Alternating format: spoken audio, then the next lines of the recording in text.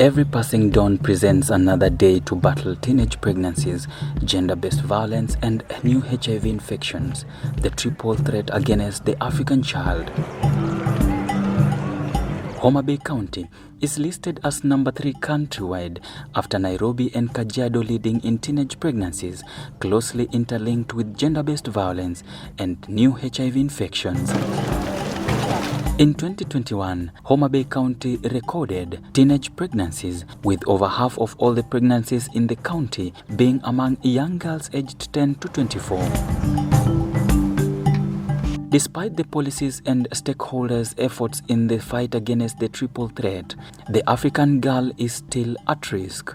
Teenage pregnancies present dire health, psychological, and economic effects on the girls. They predispose girls to the risk of contracting HIV, gender-based violence, and subsequent pregnancies, and challenges in resultant stigma and challenges in disclosure. Despite 100% government transition policy under the free education system, they risk dropping out of school, getting into forced marriages, and many never achieve their full potential. World Health Organization highlights teenage pregnancies as global problem, predominantly in high, middle, and low-income countries. It is estimated that in low and middle-income countries, 10% of girls become mothers before the age of 16 years. Every year, an estimated 21 million girls aged 15 to 19 years and 2 million girls below 15 years get pregnant in developing regions.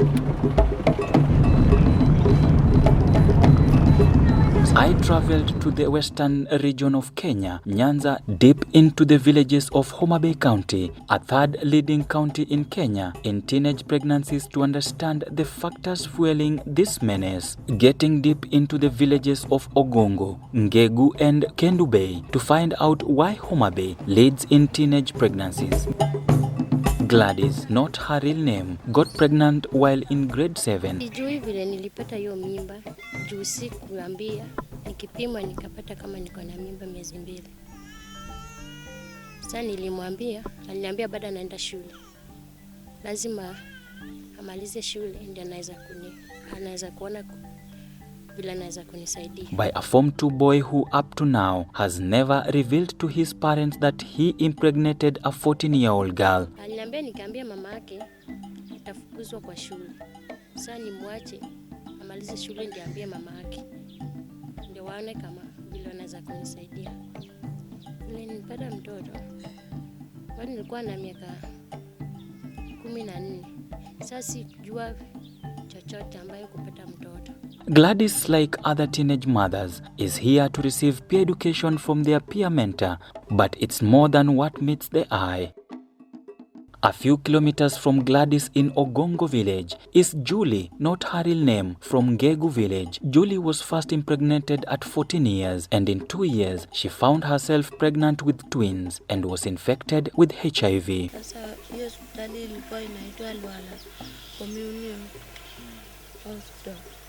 Sasa vile nilienda hao watu walinifanyia all the screening. The pregnancy was tested, HIV, tuberculosis, such things. Sasa vile nilienda HIV testing, walipata kama niko positive. She no longer goes to school. Her fears are not only going to school, but not getting a man to marry her. I'm feeling embarrassed because by now, vile niko positive, if I may be married with another boy, the boy will not accept me because I'm positive. Okay, that is what your fear. Yes. Another thing, if I'm married, no, boys are different. The boy will not accept all my children. The twins. Yeah, all the twins. So what is your plan? My plan in life. My plan in life, imagine I'm not getting here. Her mother as well lives with HIV in a deplorable state. No, mimba nilipata nikimalisha form 4. Mary from Kendo Bay also got pregnant while in class 8 and got infected with HIV, but his boyfriend was not HIV positive. Mary's only option as an orphan was to get married, but her parents-in-law chased them based on her HIV status. Saa zingine ilikuwa inakaa ngumu juu umejua tu mtoto wa mama bado analishwa. Bado yani afikiri ati atoke aende tafute ndio watu warudi wakule. Mimi nilikuwa na 19 years. Na sasa yeye alikuwa yeye alinitangulia na miaka 6. Sasa tukakaa hivyo. Mimba ina grow, nikaza. Bado tu wazazi wake hawakuwa wananitaka. Hata kama kitu imefanyika, wataki hata nikaribie wao. Sasa babake ndiye alishika hiyo nini na nguvu. Hataki mtoto wake aishi na mtu kama mimi. Today, Mary is 20 years with 3 children, and her husband has since remarried, leaving Mary with the responsibility to fend for their children. Last year, August, alioa wengine. Sasa mimi ndio mkubwa na wewe ananifuata. Kutoka hapo tujaishi vizuri, tuko tu hapo. Ananipiga saa zingine, kama hujatoka uende utafutie watoto, utalala njaa na watoto, ukimuuliza ndio hiyo vita. Sasa mimi nimejua sina mama sina baba, sasa hii nimeweka watu wangu ndio mama na baba. She has also been severely physically assaulted by her husband. Nimewahi pigwa, hata sasa tunaishi na tuishi vizuri. Sasa naendanga kazi, hata nifanyie mtu, hata nioshie mtu nguo ndio nipate penye watoto wangu wanakula. I sought to find out from the adolescents why pregnancy, HIV and gender-based violence are rampant among them. Kama tuko kwa group nyingine hivi, unajua ili ufit kwa hiyo group onekane uko sawa, umetoshia kwa hiyo group. Unapata kama hao wasichana wenzako wanaweza kuambia, wewe naye sasa unatembea na sisi na uwezi kuwa na boyfriend, na unapata kila mtu ako na chali yake hapa. Sasa ukitaka kufit kwa hii group yetu, lazima pia uwe na nani na chali. Mimi nasema hivi, wanapowapata wasichana wanapata mimba wakiwa wadogo, unakuta wasichana wanatamaa. Unakuta kumuona mtu ana nguo nzuri na mamaka hana hiyo hela ya kununulia hiyo nguo. Unaweza kusema mbona yule ana nguo nzuri, na mimi nikamwambia yule boy wangu akununulie nini.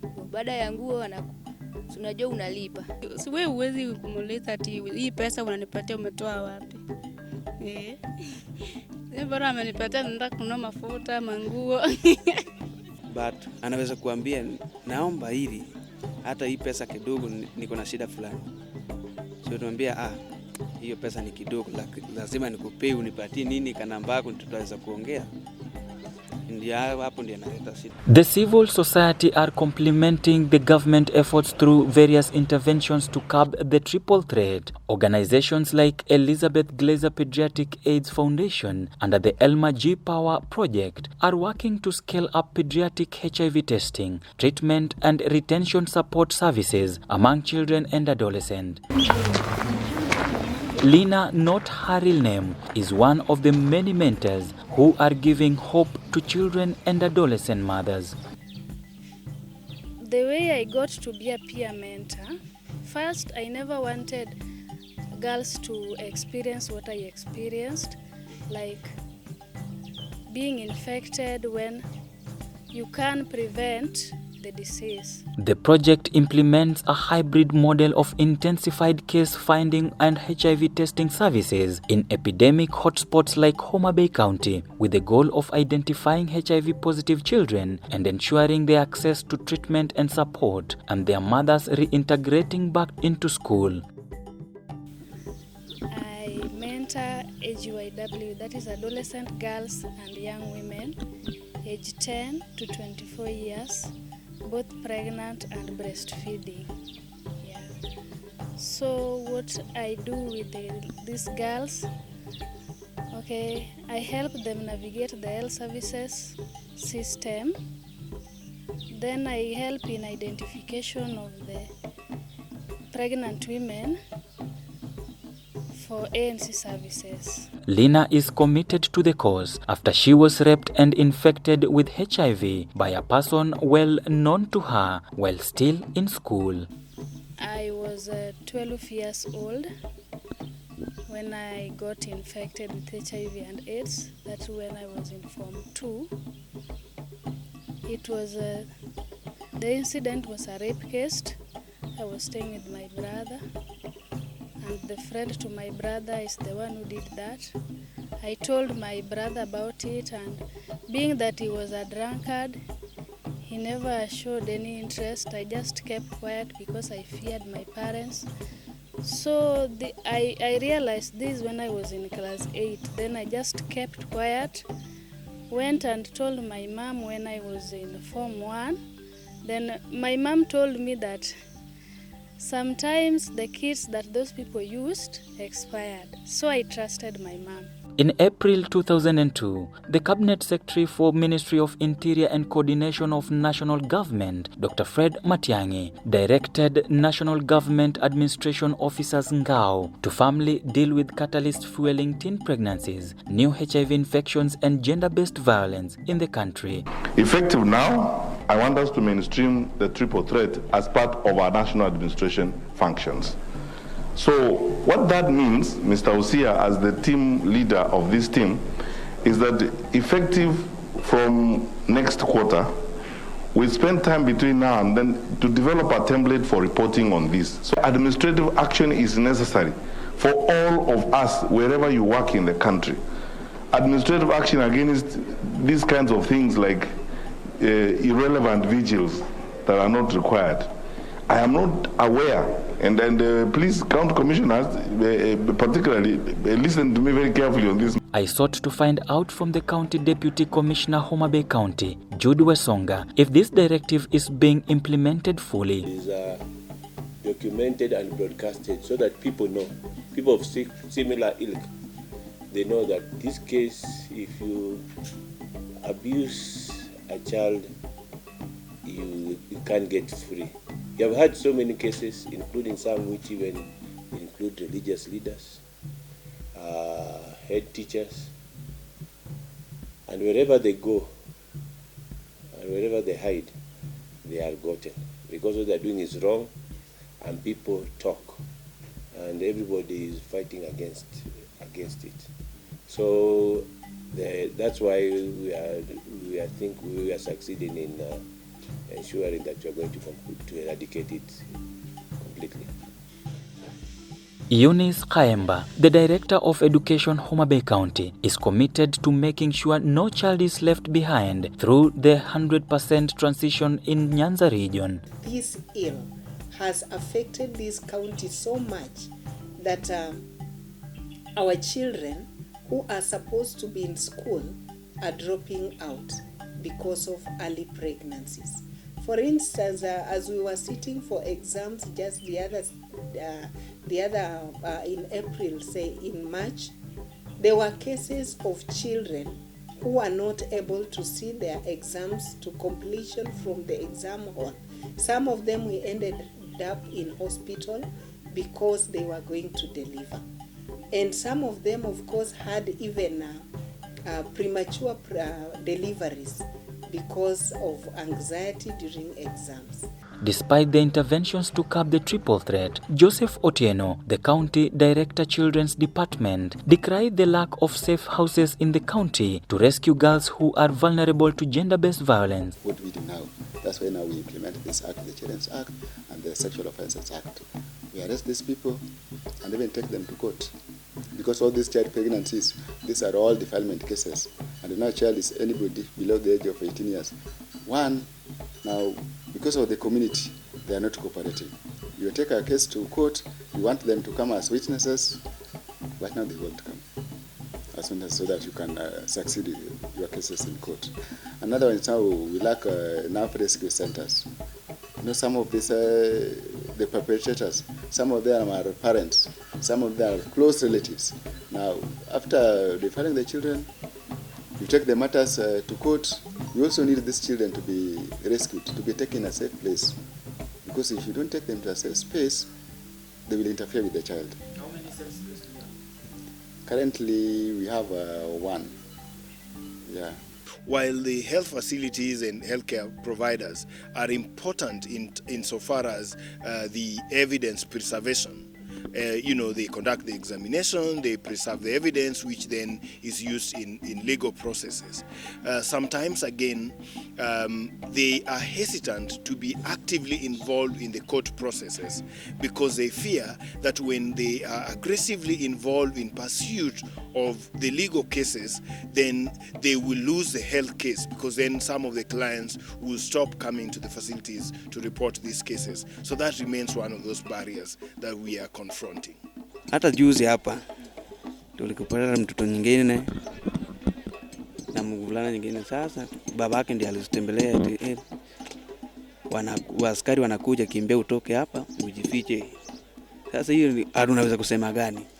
Babako ndiye baba ya msichana ndiye anakuambia kimbia utoke. Sasa huyu ni msichana ndiye mjinga na babake pia. In Homa Bay County, retrogressive beliefs, practices and ignorance is contributing to the menace. Mike Tyson, 26 years, is a fisherman at Homa Bay and believes that family planning is a girl's responsibility and the use of condom is for old people. Watoto wasichana wapende sindano, waende kwa sindano, wapanga uzazi, ndio waweze kupata mimba. Na sisi hatuna dawa hizo, kwa sababu aliletwa tu wasichana au wanaume. Sisi tuko na kondo. Sasa hizo kondo ndio anatumia, unasikia utamu ama nini? Sisi tuletee usikie vile anasikia wewe, sasa unavaa mpira za nini? Mambo ya mpira utaki. Mimi sitaki mambo ya mpira. Sasa mtoto wangu ataonaje? Kama nimetumia mpira. Sinataka mtoto wangu pia aone huyu ni mwanangu kwa kweli kabisa. In 2021, Kenya was recording 98 new HIV infections among girls aged 10 to 24 years weekly. Further, 12,520 cases of sexual and gender-based violence were reported, with 4,664 survivors provided with HIV preventative services and 53 of these contracting HIV.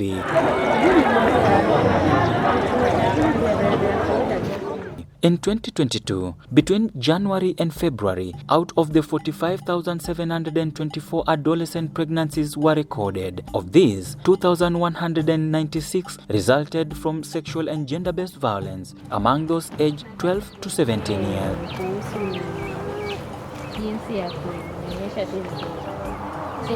Of all antenatal care attendants, 21% were adolescent mothers aged 10 to 19 years, with 23,279 of girls aged 10 to 14 years recorded in the health facilities as presenting with pregnancies. So in January we had 51, then in February 53. In Homa Bay County alone, according to 2020 report, 1/3 of adolescent girls aged 15 to 19 in Homa Bay County are mothers or are pregnant with their first child. This is almost twice the national average of 18%. The report further states that young people aged 15 to 24 constitute 13% of the total number of HIV infections among people aged 15 to 49 in the county. They should have to abstain. The next thing, when adolescents are going to meet with their partner, the first thing, because like me, I don't know the boy's status, they should use the contraceptives. Things, one is condom. They have to use condoms. Two, they have to use PrEPs. As the world celebrates the Day of the African Child, stakeholders in the space of the African child are calling for concerted efforts to ensure the African child achieves their full potential. Job Akuno, the senior technical lead adolescent and young people at the Elizabeth Glazer Pediatric AIDS Foundation, recommends. When they are pregnant, we implement the government policy of school readmission. So we work with all the stakeholders to get these girls back to school, so that when they are due, they deliver, and again they go back to school so that they can still achieve their dreams in life. So as you realize, the kind of package that we are doing is to address the immediate need in terms of HIV prevention, and if they're already infected, then that we ensure that they get the quality care and that they stay healthy and virally suppressed. If they are pregnant, we work with them, ensure that they have safe pregnancy and skilled delivery, then we support them to go back to school. If it is cases of gender-based violence, then we also ensure that they get the post-rape care or any other GBV services that they need, including working with other stakeholders for cases that require legal services. So, as you might be aware, at the policy level, this is actually something that is a directive at the presidential level, that all stakeholders must come together and address the triple threats that are facing the young people. And us as Elizabeth Glaser Pediatric Foundation, we are contributing to this within the work that we are doing. Now, cases of teenage pregnancies have been recorded countrywide, Homa Bay being part of these statistics, that it is one of the counties that has recorded the highest numbers of teenage pregnancies. Now, this not only affects their psychological well-being, medical, and even economic-wise. Now, the question is, what is the government doing to make sure that these numbers are reduced drastically? For Straight News TV from Homa Bay County, I'm Ode Francis.